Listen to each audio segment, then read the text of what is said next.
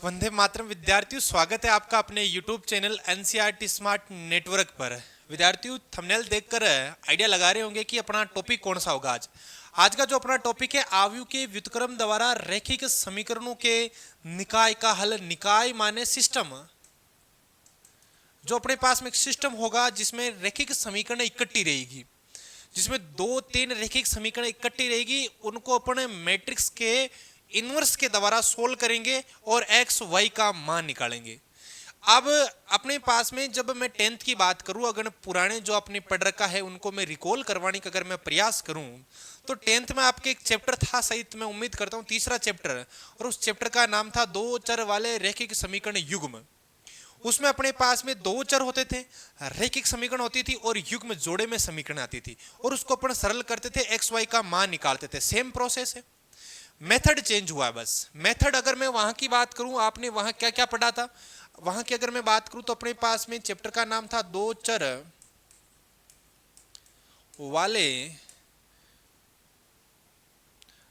वाले रैखिक समीकरण युग्म चैप्टर का नाम था। इसको सरल करने की अगर मैं मेथड की बात करूं तो अपने पास में एक तो चलती थी ग्राफीय विधि। कौन सी विधि चलती थी? एक तो चलती थी अपने ग्राफीय विधि, एक अपने पास में मेथड चलता था बीजगणितीय विधि। बीजगणित विधि। अब अगर बीजगणित नाम काफी जनों ने नहीं सुन रखा होगा, क्योंकि सीधा ही बता दिए जाते हैं, टेंथ के जो मार साहब होते हैं वो सीधा ही बता देते हैं। अब अगर मैं बीजगणित विधि की बात करूं तो फिर इसमें अपन पढ़ते हैं एक तो प्रतिस्थापन विधि। प्रतिस्थापन विधि, सब्स्टिट्यूशन मेथड। एक अपन इसमें पढ़ते हैं विलोपन विधि। एक अपन इसमें मेथड पढ़ते हैं भाई वज्र गुणन विधि। जो अब नया कोर्स आया है एनसीईआरटी का, उसमें ये अपने को हटा दिया गया है। इन विधियों का आप डिस्कस करते थे और उसके आधार पर आप दो चर वाले रैखिक समीकरण युग्म को सरल करते थे। दो चर से मेरा तात्पर्य होगा दो वेरिएबल होंगे जिनकी वैल्यू बदलती रहेगी। चर अचर में आप फर्क जानते हो, उम्मीद करता हूं आप ट्वेल्थ में बैठे हो तो इतना तो मैं आपसे उम्मीद करके बैठा हूं कि आप इतनी जानकारी रखते हो। दो चर से मेरा तात्पर्य होगा जिनकी वैल्यू चेंज होती रहेगी। अचर माने होता है कांस्टेंट। रैखिक समीकरण से अपना तात्पर्य होता है जो इक्वेशन लीनियर है और जब उसका ग्राफ बनाएंगे किसी ना किसी दिन अपना, तो एक सीधी रेखा प्राप्त होगी। रैखिक से और आप मीनिंग लगा सकते हो एक रेखा, एक लाइन। और रैखिक समीकरण का अगर पॉलिनोमियल से जाओगे, बहुपद से आप जाना चाह रहे हो, तो वह कोई अपने पास बहुपद जिसकी मैक्सिमम पावर एक हो, वो अपने पास में रैखिक बहुपद कहलाता है। और उसके बराबर आपने कोई कांस्टेंट लिख दिया, कुछ भी लिख दिया, तो अपने पास में समीकरण में चेंज हो जाता है। इतना सा फंडा आपको याद रखना। अब रैखिक बोला है तो उसकी मैक्सिमम पावर एक होगी। जैसे किसी दिन मैं लिख रहा हूं एक्स स्क्वायर प्लस का 2x प्लस 5, इसमें मेरे पास में चर एक ही है। कौन है वो? x। इसमें चर कितने हैं? चर बराबर एक है। और इसमें जो चर की मैक्सिमम पावर की मैं बात करूं तो पावर कितनी है? 2। तो ये मेरे पास में एक द्विघात बहुपद है हाल फिलहाल। तो अब इसके बराबर में कुछ लिख देता हूं तो वो क्या बन जाएगी? द्विघात समीकरण बन जाएगी। हाल फिलहाल द्विघात बहुपद है। किसी दिन लिख दूं एक्स की power 3 x square plus 5x, तो इसमें चर मेरे को एक दिख रहा है, इसकी मैक्सिमम पावर मेरे को कितनी नजर आ रही है? 3। तो ये क्या होता है मेरे पास में? त्रिघात बहुपद। और बराबर में अगर जीरो लिख दूं तो त्रिघात क्या बन जाएगी? समीकरण। आप जीरो ही लिखो, ये जरूरी नहीं 5 4 3 2 x, कुछ भी लिख सकते हो, ठीक है। मैं बात करूं अगर किसी ना किसी दिन x प्लस 5 बराबर 0 अगर लिख दूं तो x की मैक्सिमम पावर एक नजर आ रही है, बराबर में 0 नजर आ रहा है, और जब x की पावर एक होती है तो उसको बोला जाता है रैखिक समीकरण बोला जाता है। ये विशेष ध्यान रखना, ये फर्क होता है रैखिक में, द्विघात, त्रिघात में, चार घात, पांच घात। तो अगर चर की मैक्सिमम पावर एक है तो रैखिक होगा। अब रैखिक समीकरण में चर एक है तो एक चर वाला रैखिक बहुपद या रैखिक समीकरण, चर दो है तो दो चर वाला। जैसे x प्लस वाई बराबर 5 लिख देता हूं, पावर एक एक है, इसका मतलब रैखिक है। रैखिक है, चर कितने मेरे पास में? x और y कितने चर है? दो चर वाला कैसा? रैखिक समीकरण। और अगर युग्म की बात करूं तो कितने समीकरण लिखने पड़ेंगे मेरे को? दो लिखने पड़ेंगे। अब गौर फरमाओ, यहां पर समीकरण कितनी है? दो। तो देखो चर कितने हैं? दो। दो चर वाले, ये दो चर वाले रैखिक है, पावर एक एक है, पावर एक एक है। दो चर वाले रैखिक समीकरणों का क्या दे रखा है? युग्म, एक पेयर दे रखा है, एक जोड़ा दे रखा है। तो दो चर वाले रैखिक समीकरण युग्म हो चुके हैं। और इनको अपन सरल करते थे ग्राफी विधि से बात कर लो या बीजगणितीय विधि से, और बीजगणितीय विधि में कितने पार्ट पढ़ते थे अपन? 3 पार्ट पढ़ते थे। तो ये तो होती है 2 चर वाला रैखिक समीकरण युग्म। और अगर 3 चर की बात कर ले तो देखो x plus Y minus Z बराबर अगर 8 लिखा हुआ है तो इसमें चर है मेरे पास में 3। कौन है? x है, y है, z है। तो इसको मैं क्या बोलने वाला हूं? 3 चर वाला रैखिक समीकरण युग्म। कितने चर वाला? 3 चर वाला रैखिक समीकरण युग्म। ये 3 चर का हो गया, 2 चर का, 1 चर का भी बनता है, 4 चर का भी बनता है। आपने इस चैप्टर में 2 और 3 चर तक वो सीमित रहा है। एक्स वाई का मान पूछेगा किन्हीं सवालों में, और किन्हीं सवालों में एक्स वाई जेड का मान पूछने वाला है। तो ये विशेष ध्यान रखना अपने पास में। अब अपन अगले टॉपिक, अपना ये टॉपिक होगा कि ये जो चर है एक्स वाई जेड, इसमें समीकरण एक नहीं होगी, इसमें 3 समीकरण होगी। जब 2 चर होंगे तो समीकरण 2 होने वाली है अपने पास में। इस टाइप से सवाल चलने वाला है। अब इन समीकरणों के द्वारा हम एक्स वाई जेड का मान कैसे निकालेंगे और उसमें प्रयोग किसका करना है, वो मेन चीज है। अपन को प्रयोग किसका करना है? आव्यूह के व्युत्क्रम का। अपने को पुराने मेथड काम में नहीं लेने हैं, जो सीधे सीधे होते थे ना विलोपन विधि वाले, वो प्रयोग में नहीं लेने हैं। अपने को कोई मैट्रिक्स है उसका क्या निकालना है? इनवर्स निकालना है, प्रतिलोम निकालना है, उसका व्युत्क्रम निकालना है, और उसकी सहायता से अपने को समीकरण सरल करनी है। रैखिक समीकरणों की निकायों का क्या करना है? हल करना है। तो अब पहले तो मैं बता देता हूं रैखिक समीकरणों के निकाय क्या होते हैं। रैखिक समीकरणों के निकाय क्या होते हैं? निकाय माने एक सिस्टम होता है, एक फैमिली होती है। जैसे 2x प्लस 5y बराबर 8 लिख देता हूं, 3x माइनस 4y बराबर 9 लिख देता हूं। यह बन चुका है रैखिक समीकरणों का निकाय, एक फैमिली बन चुकी है, सिस्टम बन चुका है। क्या बोलेंगे? रैखिक समीकरणों का एक क्या है? ये निकाय है। 2 समीकरण इसके भीतर आई है, चर भी 2 है, समीकरण भी 2 है। इनको सरल करके एक्स वाई का मान निकालना है। कंडीशन है मैट्रिक्स का इनवर्स लगाना। वो कैसे लगेगा वो बाद की बात है, परंतु पहले मैं ये समझाने का प्रयास कर रहा हूं रैखिक समीकरणों के निकाय किस प्रकार के होते हैं। जैसे एक समीकरण इस प्रकार के रैखिक समीकरण का निकाय ऐसा आ गया, X plus Y plus Z बराबर 8, x minus 2y plus 5z बराबर 9, और एक आ गया अपने पास में 3x प्लस का 5y माइनस का 9z बराबर 8। इसको गौर करो। चर कितने हैं मेरे पास में? 3 चर है। कौन कौन है? x है, y है, z है। x y z, x y z 3 चर है। समीकरण भी कितनी है? समीकरण नंबर 1, समीकरण नंबर 2, समीकरण नंबर 3। ये एक सिस्टम बन चुका है। किनका? रैखिक समीकरण निकाय का एक सिस्टम बना है। इस सिस्टम को सरल करना है किसके द्वारा? आव्यूह के व्युत्क्रम के द्वारा, आव्यूह के व्युत्क्रम के द्वारा। तो ये मेन मुद्दा है। सिस्टम क्या होता है? अब अपने को लगाना है मैट्रिक्स के इनवर्स के द्वारा इसको सरल करना है। किस टाइप से सरल होने वाला है उस पर अब हम डिस्कस करने वाले हैं। तो आइए अब अपना टॉपिक की शुरुआत करते हैं भाई, ठीक है। अब अपने टॉपिक की शुरुआत करते हैं। लेट अस सपोज अपन पहले ना 2x2 का सीख रहे हैं भाई, 2x2 का, फिर 3x3 का सीधा हो जाएगा। समीकरण रैखिक समीकरण निकाय, रैखिक समीकरण निकाय। मैथमेटिक्स में आप हमेशा व्यापक रूप में खेला करो ताकि सारा काम आसान हो जाए। रैखिक समीकरण निकाय लेट अस सपोज इस प्रकार है, a1x 11th में 10th में सरी ऐसे ही पढ़ते थे आप, a1x b1y से, a1x b1y c1z का बाद में कर लेंगे, a b और c लिख लेते इधर c1। एक लेते हैं a2x प्लस b2y बराबर ले लेता हूं मैं c2। अपने पास में 2 समीकरण है, a1x b1y बराबर c1, a2x b2y c2। इनमें अपने को x और y का मान निकालना। किसका? Find the value of x and y। x y की वैल्यू फाइंड आउट करनी है। किसके द्वारा? आव्यूह के व्युत्क्रम के द्वारा। अब बराबर बने रहना और बिल्कुल साथ देना मेरा, देखिए साथ में बने रहना। इधर आओ। क्या इन दोनों को मैं ऐसे लिख सकता हूं क्या? जैसे मैं लिख रहा हूं वैसे देखना एक बार। देखें मैट्रिक्स में कैसे चेंज होती है कोई चीजें, उन पर गौर करो आप। इसको मैं ऐसे लिख लूं क्या? a1 b1 a2 b2 पूरा लिख रहा हूं, फिर साथ में डिस्कस करेंगे। यहां मल्टीप्लाई में से लिख लेता हूं x y, और यहां लिख लेता हूं मैं c1 c2। पहली चीज वापस गौर करना, a1 a2 b1 b2 c1 c2, a1 a2 b1 b2 c1 c2 all are constants. ये सारे क्या है? अचर है। विशेष ध्यान रखना, मतलब इनकी वैल्यू गिवन होगी, फिक्स वैल्यू होगी कोई ना कोई, ठीक है।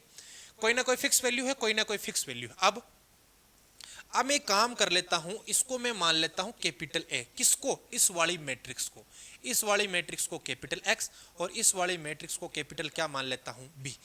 उससे जाने से पहले एक चीज बताओ मेरे को, क्या इनको ऐसे लिखना सही है? क्या इनको ऐसे लिख सकता था मैं, या और कोई तरीका था मेरे पास में? तो उसके लिए 1 मिनट मेरे को देना आप, इनको मैं सरल करने का प्रयास करता हूं। ये दोनों मैट्रिक्स मल्टीप्लाई करो इनको, क्या इनसे ये बन जाएगा? तो लिखा हुआ सही है, इनसे ये बन जाएगा। तो देखो देखे, गुणा करो, ये 2/2 की है, ये मेरे पास में 2/1 की, मल्टीप्लाई होकर 2/1 की बनेगी। मल्टीप्लाई करो, a1x b1y और a2x b2y। मैट्रिक्स को गुणा करना तो आता ही अपने को, बराबर c1 c2। दो अवयव बराबर है तो संगत अवयव बराबर होंगे। तो क्या बनने वाला है? a1x प्लस b1y बराबर c1 और a2x प्लस b2y बराबर क्या बनेगा? c2। क्या इनसे यही समीकरण बनी है क्या? देखो, a1x b1y बराबर c1, a2x b2y बराबर c2। मतलब ये था, इनको ऐसा लिख सकता था, और ये जो था इसको मैं ऐसा लिख सकता था। दोनों एक दूसरे के साथ में बने हुए हैं। कभी भी ऐसी समीकरण दिखेगी तो ऐसे लिखने पे आपको जरा सा भी शर्म नहीं करनी है। तो इसका तात्पर्य ये हुआ, कभी समीकरण ऐसी दिख गई 2x प्लस 5y बराबर 9, 3x प्लस 8y बराबर 11, तो क्या लिखेंगे इनको? बताओ, देखिए इससे कंपैरिजन करके, 2 5 3 8, यहाँ आएगा अपना एक्स वाई, और बराबर में क्या आएगा मेरे पास में? 9 11। कभी ये a1 ये लिख दिया, मल्टीप्लाई एक्स वाई लिख दिया, 9 11 लिख दिया, कोई दिक्कत नहीं है। वापस सोल्व करेंगे, बढ़नी यही है। मतलब सबसे पहले इन समीकरणों से ये वाली फोटो आपको क्रिएट करनी है। ये वाली फोटो क्रिएट करने से बाद में, अब देखो देखें, अब मेन मुद्दा है, अच्छा ऐसा बन सकता है, मतलब इनको ये लिखना गलत नहीं है। अब मैं इसको मिटा रहा हूं। अब काम की चीज है। अब मेरे को तो किसका मान चाहिए? एक्स वाई का मान चाहिए। तो मैं काम करता हूं, माना इसको मैं ए लिख लेता हूं, इसको कैपिटल एक्स लिख लेता हूं, बराबर बी। जहां क्लियर नहीं हो रहा तो देख लो, ए बराबर, तो मैं मैट्रिक्स माना है मैंने, a1 b1 a2 b2। भाई शॉर्ट रूप लिख लेते हैं ना। कैपिटल एक्स की मैं बात करूं तो एक्स और वाई है, और कैपिटल एक्स बराबर एक्स वाई है, और अपने पास में कैपिटल जो बी है ना, वो है भाई c1 और c2। अब देखो देखें, तमाम चीजें आ चुकी है। ये रहा है ए और एक्स, दोनों इनको मल्टीप्लाई कर दिया, ये दोनों मल्टीप्लाई हो रहे, बराबर में बी, ये रहा बी। अब मेरे को वैल्यू किसकी चाहिए? एक्स वाई की वैल्यू चाहिए। किसकी वैल्यू चाहिए? एक्स वाई की। एक्स वाई इस प्रकार की मैट्रिक्स है, एक्स वाई इस प्रकार की एक मैट्रिक्स है। किसी दिन अगर इसके बराबर में इस प्रकार आ गया, किसी दिन इस प्रकार आ गया, तो दोनों मैट्रिक्स बराबर होगी। x बराबर 1 आएगा, y बराबर 2 आएगा, और यही तो वैल्यू चाहिए थी मेरे को। तो कहने का तात्पर्य ये हुआ, मेरे को अगर एक्स वाई का मान निकालना है तो ये x वाले जो मैट्रिक्स है इसको एक साइड रखने का प्रयास करूंगा, बाकी को एक साइड रखने का प्रयास करूंगा। तो अपने पास एक्स वाई सिंगल बचेगा, फिर उधर अपने आप सोल्व होता जाएगा, उत्तर आता जाएगा। तो देखो क्या करने वाला है, क्या करने वाला हूं मैं। अब मेरे को x एक साइड रहना है, x एक साइड रहेगा, बराबर में कोई मैट्रिक्स बनेगी, फिर कंपैरिजन करके एक्स वाई का मान निकालने वाले हैं। तो एक्स वाई को एक साइड कैसे रखेंगे? मेरे को x रखना है, इधर a को डिलीट करना है। डिलीट करने के लिए या तो a को उधर भेजूंगा, वरना मैं a इनवर्स से मल्टीप्लाई करने वाला हूं। a इनवर्स से गुणा, किस साइड गुणा करूंगा? उधर की साइड के इधर की साइड? इधर की साइड गुणा करेंगे। तो देखो a इनवर्स से दोनों पक्षों को गुणा, x हो गया, इधर की साइड गुणा कर रहा हूं। हमेशा ध्यान रखना, ऐसे नहीं कि इधर तो a इनवर्स उधर a इनवर्स, नहीं, जिस साइड गुणा करो उसी साइड। क्योंकि हम ध्यान रखते हैं मैट्रिक्स में ये चीजें दोनों बराबर होना हमेशा जरूरी नहीं है, ये अपन पढ़ते हैं। तो देखो a इनवर्स से मल्टीप्लाई कर चुका हूं दोनों साइड। तो a इनवर्स a बराबर क्या होता है? i होता है, x होता है, बराबर में क्या आता है? a इनवर्स भी हो गया। अब i को किसी से गुणा करो, कोई फर्क नहीं पड़ेगा, क्या आएगा? a इनवर्स, और क्या आएगा मेरे b। कैपिटल x की वैल्यू क्या आ चुकी है? a इनवर्स b आ चुकी है। अब अपना काम क्या होने वाला है? कैसे ही करके जुगाड़ करके a इनवर्स का मान निकालेंगे। a इनवर्स का मान कैसे आएगा? a इनवर्स का मान आएगा अपने पास में एडजॉइंट ऑफ a बट्टे में सारणी के। तो देखो, ये एक आव्यूह थी, उसका मैं क्या निकाल चुका हूं? व्युत्क्रम निकाल चुका हूं। फिर एक मेरे पास मैट्रिक्स भी, ये रही मैट्रिक्स भी c1 c2, इसको मल्टीप्लाई करेंगे, कंपैरिजन करेंगे, किसकी वैल्यू आएगी? कैपिटल x की वैल्यू आएगी। हाल फिलहाल अपने पूरा क्लियर नहीं होगा, जब अपन उदाहरण करेंगे ना, उससे बहुत ज्यादा क्लियर होने वाला है। पहले आप इसको यहां तक कॉपी करो, जो मैं लिख रहा हूं ना उसको वहां तक कॉपी करो। देखिए आप, एक मिनट,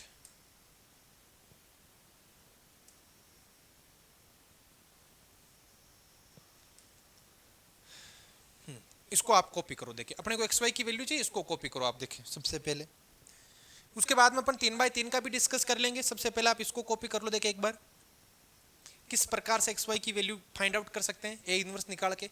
इसको मैं मोटा मोटा एक उदाहरण से क्लियर कर रहा हूं, इसको एक उदाहरण से समझ रहे ना। उदाहरण ले लेते हैं अपन, है ना। एक उदाहरण ले लेते हैं। उदाहरण कुछ इस तरह का है। मान लो लिखा गया 2x प्लस 5y बराबर 7 आ गया, नहीं 12 आ गया मान लो, और एक समीकरण आ गई अपने पास में 4x,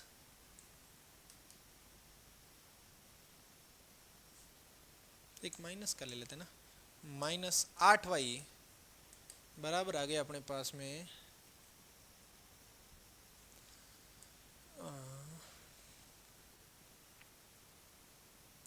माइनस का 12 आ गया ना।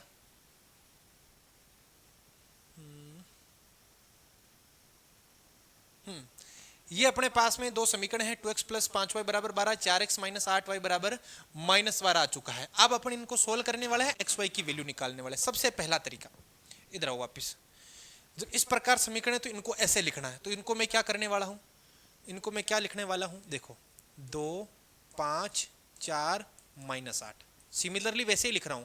पड़ोस में कौन बैठेगा, xy बैठेगा, बराबर में कौन बैठेगा, 12 और माइनस 12 बैठना है। ठीक है, सिमिलरली लिखा मैंने। इधर देखो, ये गुणांक लिखा xy के, फिर xy लिखा है, फिर बराबर में जो था c1 c2 लिखा है, बराबर में c1 c2 की जगह 12 माइनस 12 था, लिख चुका हूं। अब अपना काम क्या होगा, इसको a मानना, इसको कैपिटल X मानना, बराबर में b लिखना। जहां क्या लिखूंगा, जहां कैपिटल A बराबर है मेरा 2 5 4 माइनस 8, और x बराबर क्या लिखूंगा मैं, x कोमा y लिखूंगा, और b बराबर में क्या लिखने वाला हूं, मेरे पास 12 माइनस का 12 लिखने वाला हूं। ठीक है भाई।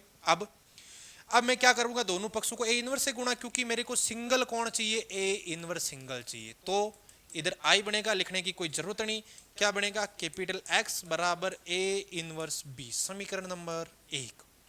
अब अपने को जुगाड़ करना है, तो a इनवर्स का, b का जुगाड़ हो चुका है, दोनों को मल्टीप्लाई कर देंगे। तो सबसे पहले मैं किसका जुगाड़ करने वाला हूं, a इनवर्स का जुगाड़ करने वाला हूं। तो देखो यहां से, चूंकि a बराबर क्या है, a बराबर 2 5 4 माइनस 8, तो a इनवर्स के लिए सारणिक a की जरूरत पड़ेगी। क्या होता है a इनवर्स का तात्पर्य, a इनवर्स बराबर एडजॉइंट ऑफ a अपॉन में सारणिक है, सारणिक a की वैल्यू की जरूरत पड़ेगी। तो निकाल लेते हैं यहां से। ये हो गया माइनस का 16, माइनस का 16, और ये हो गया माइनस 20, सही है क्या, माइनस 16 माइनस का 20 कितना आ गया, 20 30 36, माइनस का 36 आ चुका है सारणिक a का मान। लगे हाथ एडजॉइंट ऑफ a भी बता दो। क्या करते हैं एडजॉइंट ऑफ a में, ये दोनों चेंज, और इनके क्या करते हैं अपन, चिन्ह चेंज, मल्टीप्लाई कर देते हैं। किसको, सॉरी भाग लग जाएगा, a इनवर्स बराबर एडजॉइंट ऑफ a का मान माइनस 8 माइनस 5 माइनस 4 2, सारणिक a का मान कितना है मेरे पास में, माइनस का 36, गुणा कर दो इसको। बाहर रहेगा तो भी तकलीफ नहीं है, अंदर भेजोगे तो भी तकलीफ नहीं है, विशेष ध्यान रखना। पहली चीज, आप बाहर भी रखोगे ना कोई तकलीफ नहीं है, चाहे बोले बाहर रख लो, चलो बाहर रख लेते हैं ना, ये बाहर ही रख लिया इसको ना। अब चूंकि समीकरण 1 से कैपिटल X बराबर क्या होता है, a इनवर्स b होता है। कैपिटल X बराबर a इनवर्स का मान minus 1/36 minus 8 minus 5 minus 4 2, b का मान कितना मेरे पास में, b का मान है 12 और माइनस का 12। ठीक है भाई, सीधा सीधा आया था 12 माइनस 12। अब अपन इनको सरल करने वाले हैं। ये अचर है, इसको चाहिए इधर गुणा कर दो, कोई तकलीफ नहीं है, बाहर रखो कोई तकलीफ नहीं है। अब माइनस 1/36 अपना बाहर है, मल्टीप्लाई करो, देखिए 12 इंटू 8 सीधा सीधा 96 हो जाएगा, 96। ठीक है, अब प्लस का 12 इंटू 5 कितना हो चुका है मेरे पास में, 60 हो चुका है। ठीक है भाई, आगे ये हो गया मेरे पास माइनस माइनस प्लस हो गया, 12 24 36 48। ठीक है, और ये हो गया 12 और ये माइनस का 24। ठीक है, 24 48 72 होता है। तो देखो क्या आ रहा है मेरे पास में, ये माइनस 1/36 तो बार है ही, ये हो चुका है माइनस का 36 30 60 90 36, और ये हो गया 72 माइनस का 72। अब मैं 36 का क्या दे देता हूँ, माइनस 36 का भाग। तो यहाँ से देखो भाई, देखे कैपिटल X बराबर क्या बन रहा है, ये 36 का भाग दिया तो ये तो 1 हो गया, ये 36 दूना 72 2 हो गया। कैपिटल X बराबर क्या था, कैपिटल X बराबर क्या था, x कोमा y था, बराबर क्या आया 1,2 आया है। अब बताओ तुलना करने पर x बराबर तो 1 है, y बराबर क्या है मेरे पास में 2, और किसकी वैल्यू आ चुकी है, x और y की वैल्यू, और सवाल हो चुका है जिसमें x y की वैल्यू निकालनी थी। वैल्यू सही है या गलत, इक्वेशन में रख के सेटिस्फाई करेंगे। पहली समीकरण है 2x प्लस 5y 1 रखो, तो 2 हो गया, 5 दूनी 10, 2 12 हो रहा। इधर रखेंगे तो 4 हो गया, ये -8 दूनी 16 हो गया, 4 - 16 -12 होता है, ये रहा -12। मतलब अपना उत्तर सही था। तो कहने का तात्पर्य यही हुआ बच्चों कि अपने को जब इनको सरल करना होता है ऐसे सवालों को, तो सबसे पहले तो ये वाला रूप लिखना है, उसके बाद में इसको x बराबर b लिखना है, a बराबर ये होने वाला है, x बराबर ये, b बराबर है, x बराबर बनना है a इनवर्स b, a की वैल्यू अपन फाइंड आउट करेंगे, b से मल्टीप्लाई करेंगे, x y और तुलना कर लेंगे, वैल्यू आ जाएगी x और y की। सारे सवालों में ऐसे ही करना है, चाहे मैट्रिक्स में एक्स वाई का मान पूछे, चाहे एक्स वाई जेड का मान पूछे, सारे सवालों में आपको ऐसे ही करना है। तो सबसे पहले तो इसका मोटा मोटा समझ लो, एक बार मैं दूर हो जाता हूं, ये स्क्रीनशॉट लेना तो वो ले लो आप। ठीक है भाई, ये तो था अपने पास में 2x2 का। अब अगर मेन मुद्दा आ जाए अपने पास में 3x3 को किस प्रकार से लिखने वाले हैं, तो उसको भी आप समझ लो। जैसे रेखिक समीकरण निकाय 3x3 का है, रेखिक समीकरण निकाय 3 में क्या करेंगे, a1x b1y प्लस c1 बराबर d1 लिख देता हूं, a2x b2y प्लस c2 बराबर d2 लिख देता हूं। 3 समीकरण होगी। एक मिनट, z तो अपन ने कहीं लिखा ही नहीं है ना,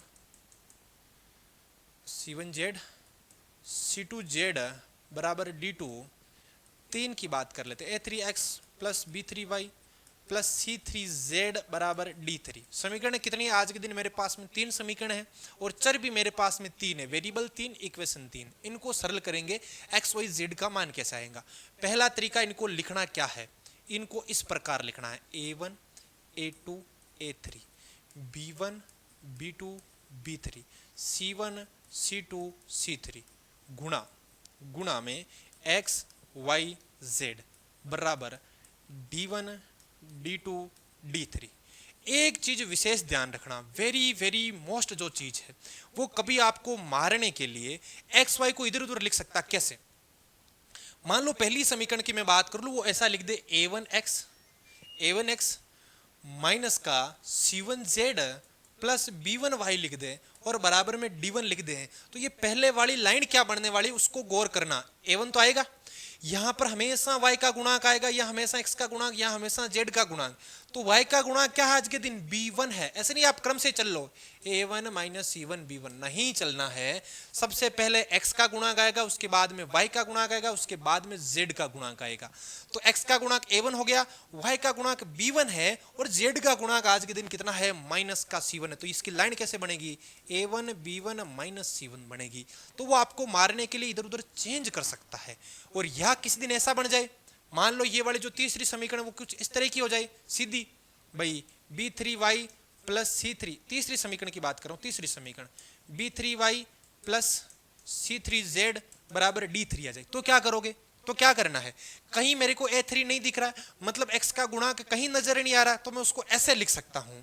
क्या मैं ऐसे लिख सकता हूं? 0x plus b3y plus c3z बराबर d3। अब देखें x का गुणा क्या है? 0, भाई 0 ही होने वाला है, तो a3 की जगह कौन बैठेगा? फिर 0, फिर b3 c3, इस प्रकार से बैठने वाला। ये विशेष ध्यान रखना, एक चीज आप इधर उधर लिख दे उससे कोई नहीं फर्क पड़ना, आपको तो एक क्रम ध्यान रखो, इधर सारे x के गुणांक, इधर सारे y के गुणांक, इधर सारे z के गुणांक। पहली वाली समीकरण एक्स वाई जेड कोई नहीं है तो उसकी जगह 0 लिख दो, इधर उधर लिखा है तो ढूंढ के इधर ले आओ उसको, उधर लिखा है तो इधर लाके माइनस में कर दो, इधर अचर है तो उसको उधर ले जाके प्लस माइनस जो कर सकते हो वो कर दो आप। तो हमेशा ध्यान रखना, अचर सारे इधर रहेंगे बराबर के इधर, और चर वाले सारे इधर रहने वाले हैं। प्लस माइनस आप डिसाइड कर लेना, कोई इधर उधर क्रम में चेंज है तो इसको इधर उधर लिख लेना, बाकी क्रम हमेशा यही रखेगा, एक्स का, वाई का, जेड का गुणा। ठीक है भाई।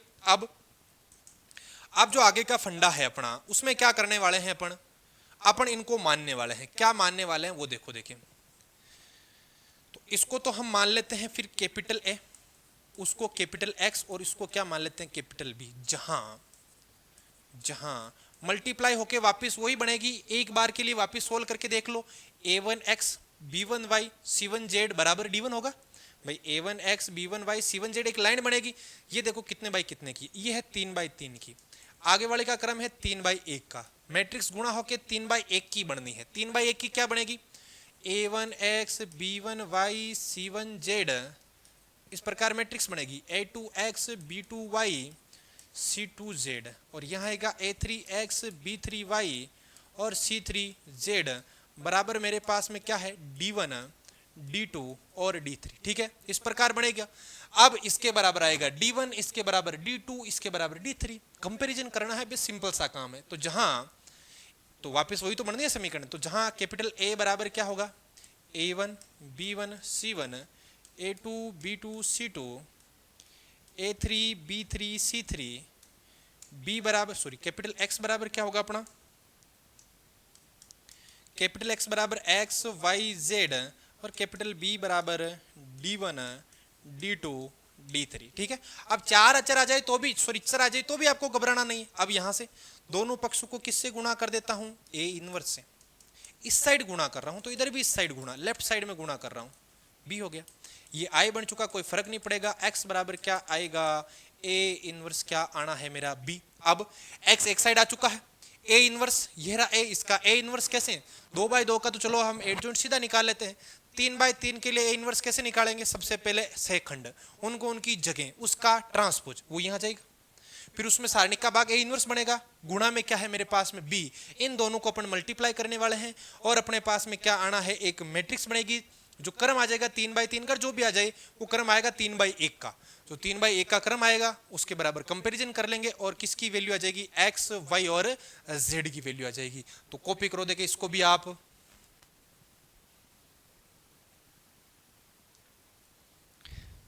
ठीक है भाई, अब 3/3 का तो अपन क्या सीधा एक्सरसाइज का सवाल करेंगे, अभी बड़ा हो जाएगा।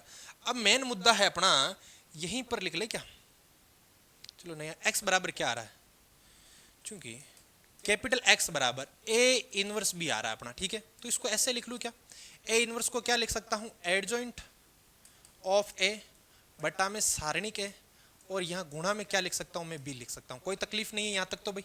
अब काम की चीज, या इसको और आप लिखना चाहो तो ऐसे लिख लो एडजॉइंट ऑफ A डॉट में B बटा में सारणिक है, लिख सकते हो, उसे तो कोई तकलीफ नहीं है ना। अब मेन मुद्दा इसकी दो स्थितियां बना रहा हूं मैं, केस फर्स्ट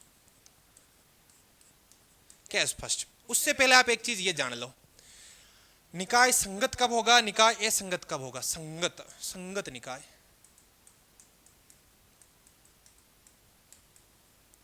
निकाय जो संगत होता है वो कंसिस्टेंट जिसको बोला जाता है संगत कहलाता है यदि उसमें X Y Z का कोई ना कोई हल प्राप्त हो। एक निकाय संगत निकाय कहलाता है यदि रैखिक समीकरण निकाय में हल एक हो या एक से अधिक हल विद्यमान हो तो उसे हम संगत बोलने वाले हैं। और यदि हल संभव ही नहीं हो, जैसे याद करो अपना, याद करो इस प्रकार आता था A1 बट्टा A2 not equal to B1 बट्टा B2, तब रेखाएं प्रतिच्छेद करती थी, हल अद्वितीय आते थे और इसको संगत बोलते थे। A1 बट्टा A2 बराबर B1 बट्टा B2 not equal to C1 बट्टा C2 हो जाता था। 10th की बात कर रहा हूं मैं, तो रेखाएं समांतर होती थी, रेखाएं समांतर होती थी, हल विद्यमान ही नहीं होता था अपना, और निकाय को असंगत बोला जाता था। जब हल विद्यमान नहीं हो तो निकाय असंगत कहलाता है, और जब हल विद्यमान हो तो निकाय कैसा कहलाएगा, संगत कहलाएगा। नए पन्ने में लिख लो भले चाहो तो आप, संगत निकाय। डेफिनेशन क्या है संगत निकाय की, यदि हल विद्यमान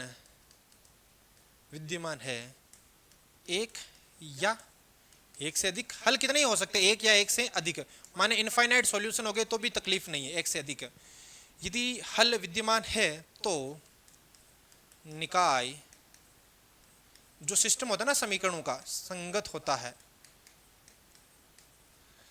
और असंगत निकाय, निकाय संगत होता है। असंगत निकाय यदि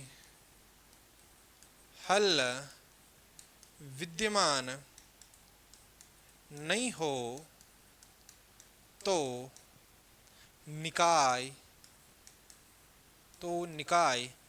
असंगत होता है, तो निकाय असंगत होता है। ये विशेष ध्यान रखना, निकाय संगत कब होगा, निकाय असंगत कब होगा। यदि हल विद्यमान है तो निकाय संगत, और यदि हल विद्यमान नहीं है तो निकाय क्या होगा, असंगत। ये डेफिनेशन कॉपी करो पहले तो आप।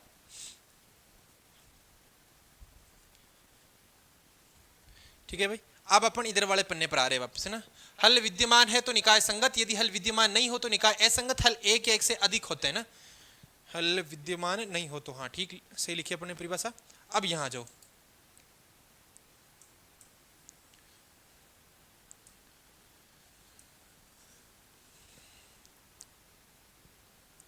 ये होने वाला है x बराबर, तो ये बढ़ना ही बढ़ना। अब देखो केस फर्स्ट क्या है, यदि सारणिक a नॉट इक्वल टू 0, यदि सारणिक a नॉट इक्वल टू 0, इसका मान 0 नहीं आया, आराम से समझना, इसका मान 0 नहीं आया, एडजॉइंट f कुछ भी आए b कुछ भी आए, कोई मैट्रिक्स बनेगी, इसका मान 0 नहीं है, ये दोनों गुणा होगी, कोई ना कोई मैट्रिक्स बनने वाली अपने पास में, मान लो इनकी मैट्रिक्स ऐसी भी बन गई अपने पास में, दोनों गुणा होकर 0 0 बन गई, उधर 2/1 का था, अब इसमें ये तो 0 नहीं है ना, मान लो ये 5 आ गया, भाग देंगे तो क्या आना है 0 0, तो x का मान भी 0 और y का मान भी 0, मतलब हल तो पॉसिबल हो रहा है ना। तो अगर a नॉट इक्वल टू 0 है तो इनवर्स पॉसिबल होगा, इनवर्स पॉसिबल होगा तो हल विद्यमान होगा और हल अद्वितीय होगा, इनफाइट आना पॉसिबल ही नहीं है, क्योंकि ये जो मेरे पास सारणिक है वो नॉट इक्वल टू 0 है, सीधा सीधा दिख रहा है, ऊपर वाला ये गुणा होकर कुछ भी बने, नीचे मेरे पास में एक फाइनाइट नंबर है, 0 नहीं है, 1 2 4 5 ऐसा कुछ है, उसका जब भाग दूंगा तो कोई ना कोई तो दुनिया में हल मिलेगा, क्योंकि ये 0 नहीं है, ये 0 होता तो लफड़ा हो जाता, यदि नॉट इक्वल टू 0 हो तो समीकरण निकाय का हल अद्वितीय होता है, इसके अलावा कोई हल ही नहीं होगा अपने पास में भाई, अद्वितीय होता है। कारण वापस रिपीट कर लेना, मान लो इधर एक्स वाई है, ठीक है भाई, ये है मेरे पास में adjoint of A dot B, गुणा कर रहा हूं, एक मैट्रिक्स बन गई, मान लो 5 6 बन गई, ठीक है, इसका मान 0 नहीं है, या मान लो 5 आ गया, 5 का भाग दूंगा तो 5/5 1 होगा, 6/5 है, बताओ देखिए x का मान 1 है, y का मान 6/5 है, इसके अलावा कोई वैल्यू पॉसिबल होगी क्या, हल क्या होने वाला है, अद्वितीय होने वाला, इसके अलावा कोई भी वैल्यू पॉसिबल नहीं है, तो समीकरण निकाय का हल अद्वितीय होता है, तथा तो समीकरण निकाय का हल अद्वितीय तथा निकाय संगत होता है, तथा निकाय संगत होता है। निकाय क्या होता है मेरे पास में, संगत होता है। कैसे सेकंड की बात कर लेते अपन, कैसे सेकंड, कैसे सेकंड में यदि ये जो सारणिक ए है ना, इसका मान क्या आ जाए 0, पहले नॉट इक्वल टू 0 अब 0 हो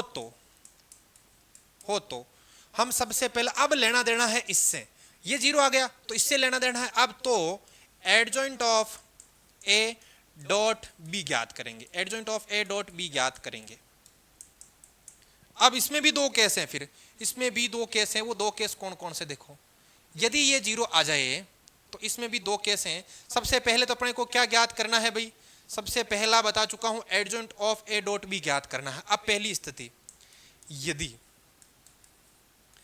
यदि adjoint of A dot B not equal to 0 आ जाए, मैं आराम से समझना, इसको आराम से डिसाइड करना, देखो ये मेरे पास में ऊपर क्या लिखा हुआ है, adjoint of A dot B लिखा हुआ है, बट्टा में सारणिक है, ठीक है, बराबर में है अपना एक्स वाई, जो भी है एक्स वाई इधर है।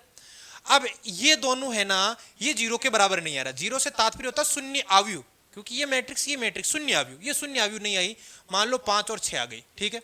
सारणिक ए का मान कितना आया हुआ है 0, 1/0, तो देखो देखें ये 5/0 6/0 क्या वैल्यू आ रही है, अनंत अनंत, ये वैल्यू संभव है क्या, ये अनंत दुनिया में होता है क्या, तो अनंत दुनिया में तो नहीं है, x बराबर अनंत आ रहा है, y बराबर अनंत आ रहा है, तो अनंत कोई भी संख्या नहीं है, ये तो एक very very very very large number का एक नोटेशन है, तो x की वैल्यू बराबर अनंत, y वैल्यू बराबर अनंत, जो कि a परिभाषित है, कहने का तात्पर्य x और y की वैल्यू ज्ञात करना संभव नहीं है। और अगर x और y की वैल्यू ज्ञात करना संभव नहीं है तो हम क्या लिखेंगे, यदि ये नॉट इक्वल टू 0 हो तो हल विद्यमान नहीं होता है, हल विद्यमान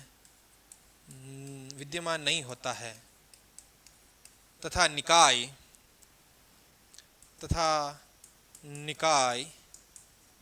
असंगत होता है।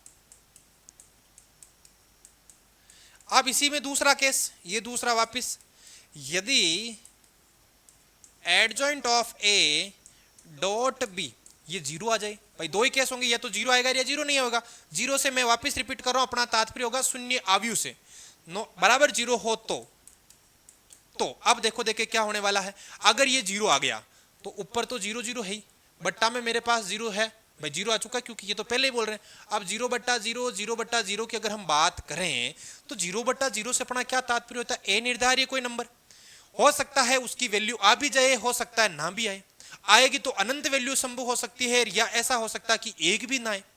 भाई जीरो बट्टा जीरो तो ए निर्धारण होता है ना अपना, तो जीरो बट्टा जीरो से तात्पर्य होता है निर्धारण कर भी सकते हैं और नहीं कर सकते हैं। जिस दिन कर लेंगे तो हल विद्यमान हो जाएगा, और जिस दिन नहीं कर पाएंगे तो हल विद्यमान नहीं होगा, और जिस दिन हल विद्यमान होगा तो निकाय संगत होगा, और जिस दिन हल विद्यमान नहीं होगा तो निकाय असंगत होगा। तो दोनों ही शर्तें बन रही है हो तो निकाय क्या हो सकता है, निकाय संगत या असंगत होता है, निकाय संगत या असंगत होता है। या तो अनंत हल विद्यमान होंगे या कोई हल विद्यमान नहीं होगा, या तो अनंत हल विद्यमान होंगे, या एक मिनट इसको ऊपर कर देते हैं ना थोड़ा, या तो अनंत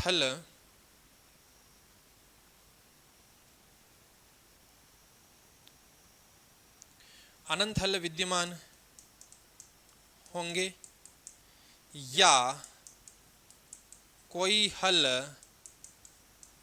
विद्यमान नहीं होगा। ये विशेष ध्यान रखना, या तो अनंत हल विद्यमान होंगे या कोई हल विद्यमान नहीं होगा।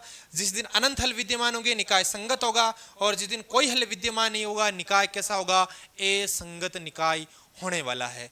तो ये मेन नोट्स थे, ये अपने ज्यादा काम के नहीं है अपने पास। तो ये ध्यान रखना, अगर सारणिक ए नॉट इक्वल टू जीरो है तो निकाय क्या होता है अपने पास में, संगत होता है, और हल क्या होते हैं, अद्वितीय। और अगर जीरो आ गया तो adjoint of A dot B ज्ञात करेंगे। हल विद्यमान नहीं हो तो हल विद्यमान नहीं होता है, निकाय असंगत होता है, बराबर जीरो है तो निकाय संगत या असंगत हो सकता है, क्योंकि इनफाइनाइट सॉल्यूशन भी पॉसिबल है। और अपने पास में ऐसा भी है कि कोई हल नहीं होगा और कोई हल नहीं होगा तो असंगत, इनफाइनाइट होंगे तो संगत। इसी के साथ अपना हल्का हल्का बेसिक जान चुके हैं। अब हम अगली क्लास में सवालों के साथ आने वाले हैं। बहुत बहुत धन्यवाद।